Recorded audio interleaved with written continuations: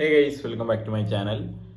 DSCRA the day of wrath എന്ന് പറഞ്ഞ cinema കണ്ടിരിക്കുകയാണ്. നമ്മുടെ രാഹുൽ സദാശിവന്റെ മൂന്നാമത്തെ ചിത്രം. Bhoothakaalam, Bramayugam and another horror ത്രില്ലറായ DSCRA. ഇതിന്റെ പേരാദ്യം വന്നപ്പോഴത്തേക്ക് എനിക്കൊരു DSIRA അങ്ങനെയൊക്കെയാണ് ഞാൻ വായിച്ചുകൊണ്ടിരുന്നത്. പിന്നെ അവർ എൻ്റെ മലയാളം കൊണ്ടുവന്നപ്പോഴാണ് DSCRA. അതൊരു ലാറ്റിൻ വേർഡാണ്, ഡേ ഓഫ് റാത്ത് എന്നാണ് അർത്ഥം. Directed by Rahul Sadasivan. പിന്നെ എഴുതിയിരിക്കുന്നതും പുള്ളി തന്നെയാണ്. അഭിനയിച്ചിരിക്കുന്നവർ നമ്മുടെ പ്രണവ് മോഹൻലാൽ, സുഷ്മിത ഭട്ട്, ജിബിൻ ഗോപിനാഥ്. നമ്മൾ കുറെ സിനിമയിലൊക്കെ കണ്ടിട്ടുള്ള ചേട്ടനാണ്. ചേട്ടൻ്റെ എടുത്ത് പറയാനുള്ള പടം ഉണ്ട്, വാഴയിലൊക്കെ ഉണ്ട്. വാഴയിലൊക്കെ ഈ ചേട്ടനുണ്ട്. അങ്ങനെ കുറെ സിനിമയിൽ ഞാൻ കണ്ടിട്ടുണ്ട്. പിന്നെ ജയ കുറുപ്പ്, പുള്ളിക്കാരിനെയും കുറെ സിനിമയിലൊക്കെ ഞാൻ കണ്ടിട്ടുണ്ട്. അരുൺ അജികുമാർ, നമ്മുടെ പടക്കളത്തില് പൂക്കാലത്തിലൊക്കെ ഉള്ള മച്ചാൻ ഈ സിനിമയിലുണ്ട്. പിന്നെ സൈജു കുറുപ്പ് ചെറിയ റോൾ ചെയ്തിട്ടുണ്ട്. അങ്ങനെ പിന്നെ വേറൊരു ക്യാരക്ടർ ഉണ്ട്, അതിനെ കുറിച്ച് ഞാൻ പറയുന്നില്ല. വലിയ ട്വിസ്റ്റും കാര്യങ്ങളൊന്നും അല്ല കേട്ടോ, ചെറിയൊരു കാര്യമാണ്. അപ്പോൾ സിനിമയിലെ ബാക്കി എല്ലാവരുടെ കാര്യം പറഞ്ഞു കേട്ടോ, കിട്ടില്ല സിനിമയുടെ. സത്യസന്ധമായിട്ട് ഞാൻ എടുത്തു പറയാണ്, നല്ല ഞെരിപ്പ് ഹൊറർ പടം. എന്താണെന്ന് വെച്ച് കഴിഞ്ഞാൽ സത്യസന്ധമായിട്ട് പറഞ്ഞാൽ എനിക്ക് തുറന്നു പറയണം. കാരണം ഈ ഹിന്ദിയിലും തമിഴിലും മറ്റേ യക്ഷികളെ കൊണ്ടുവന്ന ഐറ്റം ഡാൻസ് കളിപ്പിച്ച് പ്രേക്ഷകരുടെ പ്രീതി പിടിച്ചു പറ്റുന്നവന്മാരുണ്ട്. അവന്മാരുടെ അടുത്തൊക്കെയാണ് പറയേണ്ടത്, എടേ നല്ലൊരു സിനിമ ഇറക്കണേ. രാഹുൽ സദാശിവൻ ബ്രോ, മച്ചാനെ ഞാൻ പറയുകയാണ്, നിങ്ങളുടെ കയ്യിൽ ഹൊറർ സബ്ജക്ട്സ് സുരക്ഷിതമാണ്. നിങ്ങൾക്ക് എങ്ങനെ ഏത് ലെവലിൽ അത് എക്സിക്യൂട്ട് ചെയ്യണോ നല്ലോണം അറിയാം. അതുകൊണ്ട് നിങ്ങൾ ഇനിയും ഒരു 10 കഥ ഉണ്ടെങ്കിൽ, 3 അല്ല 30 കഥ ഉണ്ടെങ്കിൽ നിങ്ങൾ സിനിമയാക്കിക്കോ.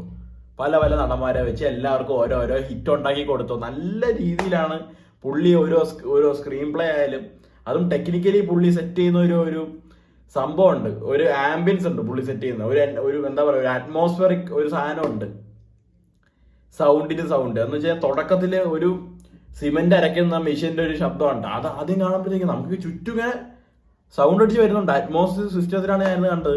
ചുറ്റും സൗണ്ട് അടിച്ച് വരുന്നുണ്ട്, എന്താ സംഭവം എന്ന് വെച്ചാൽ പിന്നെ കാണുമ്പോഴാണ് സിമെന്റ് അരയ്ക്കണ മെഷീൻ, അതിന്റെ ശബ്ദമാണ്. അതുപോലെ പല ശബ്ദങ്ങളും, പല രീതിയിലുള്ള പല ശബ്ദങ്ങൾ.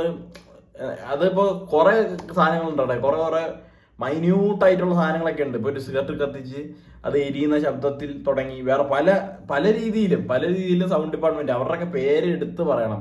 പ്രൊഡ്യൂസ്ഡ് ബൈ ചക്രവർത്തി രാമചന്ദ്രൻ, എസ് ശശികാന്ത്. ബ്രഹ്മയുഗം ആരാണോ പ്രൊഡ്യൂസ് ചെയ്തത് അവർ തന്നെയാണ് ഈ സിനിമയും പ്രൊഡ്യൂസ് ചെയ്തിരിക്കുന്നത്. Music by Christo Xavier. അത് തന്നെ മച്ചാൻ തന്നെ ഇവിടെ ചെയ്തിരിക്കുന്നത്. കിട്ടില്ലൻ, ഒരു നൈസ് കുറച്ച് സാധനങ്ങളുണ്ടത്. Cinematography by Shehnad Jalal. Quality frames, അതും ആ ഒരു ലൈറ്റിംഗ് പിടിച്ചിരിക്കുന്നതാണെങ്കിൽ പല ടോണുണ്ട് സിനിമ, പല രീതിയിലുള്ള ടോൺ സിനിമയിൽ കാണിക്കുന്നുണ്ട്. അപ്പോൾ എസ്പെഷ്യലി ടുവേർഡ്സ് ക്ലൈമാക്സ് ഒക്കെ പടത്തിന്റെ ഒരു എന്താ പറയുക, ഒരു രീതി അങ്ങ് മാറും. അപ്പോഴത്തേക്കും അതൊക്കെ നല്ല രീതിയിൽ അടിപൊളിയായിട്ട് തന്നെ കാണിച്ചിട്ടുണ്ട്. Edited by Shafiq Muhammad Ali. 2 മണിക്കൂർ താഴെ ദൈർഘ്യമേ ഈ സിനിമ ഉള്ളൂ. അത് മതി. കറക്റ്റ് എന്താണ് വേണ്ടത്, എന്താ കറക്റ്റായിട്ട് വേണ്ടതെന്നുള്ള സംഭവം അവരത് കൊടുത്തിട്ടുണ്ട്. പിന്നെന്താണ്, സൗണ്ട് ഡിപ്പാർട്ട്മെന്റ് അത് കുറച്ച് പേരുണ്ട്, എല്ലാവരുടെ പേര് ഞാൻ പറയാം. Shameer Ahammed, Jayadevan Chakkadath, Allen C Kuriakose, Prasanth P Menon, Prakampanan, MR Rajakrishnan, Prem Shankar S. എല്ലാവരും സൗണ്ട് ഡിപ്പാർട്ട്മെന്റിൽ വർക്ക് ചെയ്ത എല്ലാവരും കിട്ടില്ലാനായിട്ടുണ്ട്. ഓഡിയോഗ്രാഫി വല്ല വിഷ്ണു ഗോവിന്ദൊക്കെ ആയിരിക്കും എന്നാണ് ഞാൻ വിചാരിച്ചത്. നോക്കിയപ്പോൾ അതൊന്നുമല്ല, വേറെ ഏതോ മച്ചാൻ്റെ പേരാണ് കണ്ടത്. ആൻഡ് ടെക്നിക്കലി കിടിലൻ. അത് നിങ്ങൾ ഈ സാറിന് വേറൊരു കാര്യം, ഇത് A-rated മൂവിയാണ്. This is an A-rated movie. അപ്പോൾ പിള്ളേരെ യാതൊരു കാരണവശാലും തിയേറ്ററിന്റെ പരിസരത്തോട്ട് ഈ സിനിമ കാണാനായിട്ട് കൊണ്ടുപോകരുത്.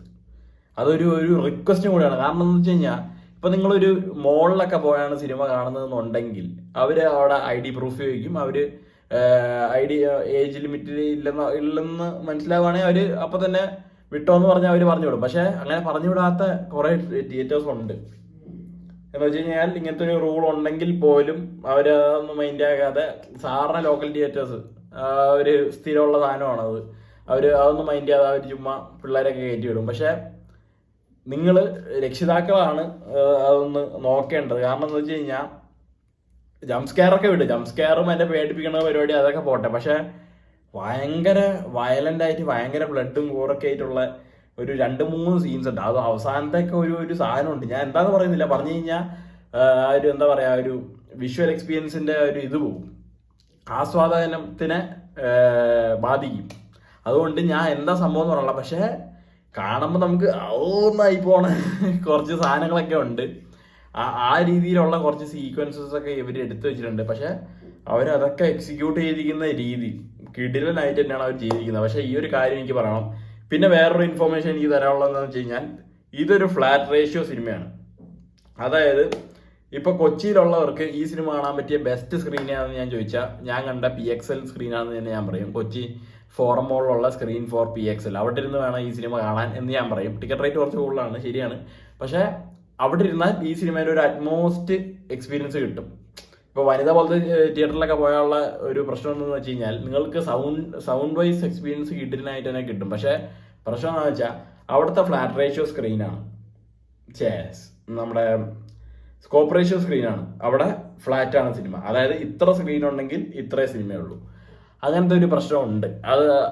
അത് നമ്മളിപ്പോൾ മുമ്പ് ഇറങ്ങിയ സിനിമകളാണെങ്കിൽ, മഞ്ഞുമൽ ബോയ്സ് നോക്കുകയാണെങ്കിലും ബ്രഹ്മയുഗം നോക്കുകയാണെങ്കിലും അങ്ങനത്തെ ചില സിനിമകളൊക്കെ ഉണ്ട്.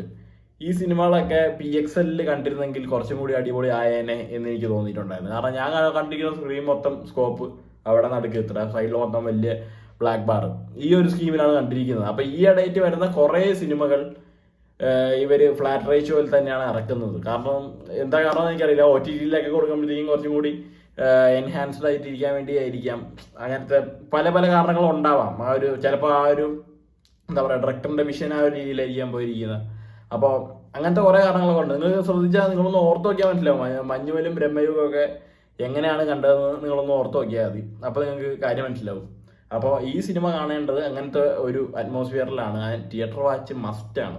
അത് നല്ല നല്ല ബാസും നല്ല വെയിറ്റുള്ള സൗണ്ടൊക്കെ ഉള്ള ഒരു തിയേറ്ററിൽ പോയാൽ നിങ്ങൾക്ക് അടിച്ച് പൊളിച്ച് ഈ സിനിമ കാണാം. ആൻഡ് കഥയിലോട്ട് വരുമ്പോൾ പ്രണവിനെ ചുറ്റിപ്പറ്റിയിട്ടുള്ളൊരു കഥയാണ്. അതിപ്പോൾ എന്താ പറയുക, ഒരു പെൺകുട്ടി സൂയിസൈഡ് ചെയ്യുന്നു എന്ന് വെച്ചാൽ, പ്രണവിൻ്റെ ക്യാരക്ടറിൻ്റെ ക്ലാസ്മേറ്റ് ആയിരുന്ന ഒരു പെൺകുട്ടി, പുള്ളിക്കാരി സൂയിസൈഡ് ചെയ്യുന്നു. ആൻഡ് അവിടെ നിന്ന് കുറച്ച് കാര്യങ്ങളൊക്കെ അൺവീലായിട്ട് വരുന്നു. ഇവർ പണ്ട് റിലേഷനിലായിരുന്നു എന്നുള്ള കാര്യങ്ങളൊക്കെ വരുന്നു. പുള്ളീനെ ഹോണ്ട് ചെയ്യുന്നു. നിങ്ങൾ ട്രെയിലർ ആണെന്ന് നിങ്ങൾക്ക് മനസ്സിലാവും. അവിടെ നിന്ന് അങ്ങ് തുടങ്ങുകയാണ്.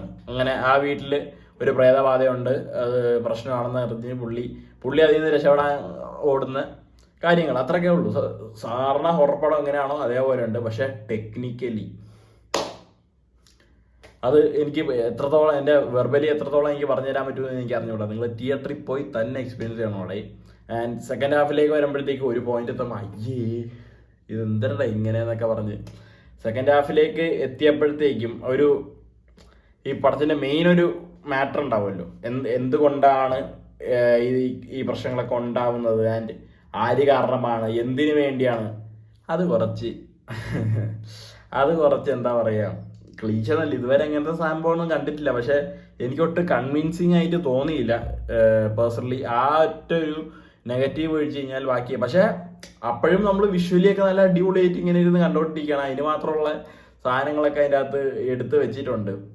പ്രത്യേകിച്ച് ഈ ജിബിൻ ചേട്ടൻ ആൻഡ് പ്രണവിന്റെ കേസ് പറയുമ്പോഴത്തേക്കും, പ്രണവ് അത്ര വലിയ ആക്ടറാണെന്നൊന്നും ഞാൻ പറയുന്നില്ല. പക്ഷെ ഇങ്ങനത്തെ റോളൊക്കെ പുള്ളിക്ക് താങ്ങോടെ, പുള്ളിക്ക് ചെയ്യാൻ പറ്റുന്ന സാധനങ്ങളാണ് പുള്ളി എടുത്ത് ചെയ്തത്. അതുകൊണ്ട് പ്രണവ് എന്ന് വെച്ചാൽ കൂടുതൽ അഭിനയിച്ച് കുളമാക്കേണ്ട ആവശ്യം പുള്ളിക്ക് ഈ സിനിമയിലില്ല.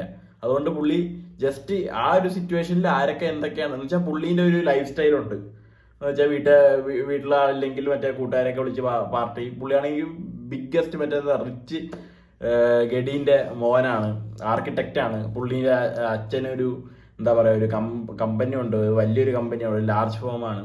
അപ്പോൾ അതിൻ്റെ ഒരു ലക്ഷറി ലൈഫും അങ്ങനത്തെ സംഭവങ്ങളൊക്കെ ഉണ്ട്. അതിപ്പോൾ മൊത്തത്തിൽ ആ ഒരു വീടിൻ്റെ ഇത് നോക്കുകയാണെങ്കിൽ വീടൊക്കെ പക്ക റിച്ച് പയ്യന്മാർ ആ ഒരു ജീവിതം, വെള്ളമടീസ് കെട്ടുമല്ലി, ആ ഒരു അങ്ങനത്തെ ഒരു ജീവിതത്തിൽ കൂടെയാണ് പുള്ളി പോകുന്നത്. അപ്പോൾ അങ്ങനത്തെ ഒരു റോള് ചെയ്യാനായിട്ട് പുള്ളി ആപ്റ്റായിട്ട് തന്നെയാണ് ഇരിക്കുന്നത്. അപ്പോൾ സംഭവം അതാണ്. പിന്നെ ഈ ജിബിൻ ചേട്ടൻ അടിപൊളിയായിട്ട് ചെയ്തിട്ടുണ്ട്. മറ്റേ ചേച്ചി ആയാലും നൈസായിട്ട് ചെയ്തിട്ടുണ്ട്. അരുൺ അജി കുമാർ അവന് ചെറിയൊരു പോർഷനേ ഉള്ളൂ മച്ചാന്, പക്ഷെ മച്ചാനും അവിടെ അടിപൊളിയായിരുന്നു ചെയ്തിട്ടുണ്ട്. അപ്പൊ അങ്ങനെയാണ് പടത്തിന്റെ ആകെ മൊത്തം നോക്കുമ്പോഴത്തേക്ക് എനിക്ക് സത്യം പറഞ്ഞാൽ ഇഷ്ടപ്പെട്ടു, തിയേറ്റർ വാച്ചിനുള്ളതുകൊണ്ട്. പക്ഷെ രാഹുൽ സദാശിവൻ ഫിലിമോഗ്രഫിയിൽ നല്ല സിനിമ ഏതെന്ന് ചോദിച്ചു കഴിഞ്ഞാൽ ഇപ്പോഴും ആ ബ്രഹ്മയുഗത്തിന്റെ തട്ട് താന്ന് തന്നെ ഇരിക്കും. അത് പിന്നെ മമ്മൂക്ക ആയതുകൊണ്ട് തന്നെയാണ് ഓഫ്കോഴ്സ്. പക്ഷെ അത് ഭയങ്കര ഒരു എന്താ, ഞാനൊരു 2-3 വട്ടം ഇരുന്ന് കണ്ട സിനിമയാണ് അത്. എനിക്ക് അതിന്റെ കുറെ സീനൊക്കെ, ആ പകിട കളിക്കുന്ന സീനായാലും ആ ചിക്കനൊക്കെ കടിച്ചു പറിക്കുന്ന സീനൊക്കെ ഉണ്ട്, അതൊക്കെ പൊളി. അപ്പോൾ that's all with DS Irae. And cinema കണ്ടവര് അഭിപ്രായം പറയുക, കാണാത്തൊരു എത്രയും പെട്ടെന്ന് പോയി സിനിമ കാണുക.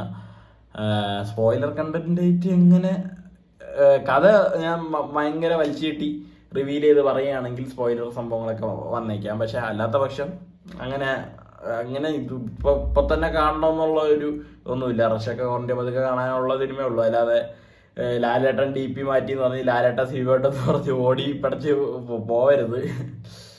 യാ, so that's all with DS Irae. And എന്താ പറയാ, ഇനിയിപ്പോ എന്താണ്, ബാഹുബലി എപ്പിക് അത് നാളെ കാണുന്നുണ്ട്. So that's all. ഇനി അടുത്ത രാഹുൽ സദാശിവൻ പടം വരട്ടെ. I am the waiting baby.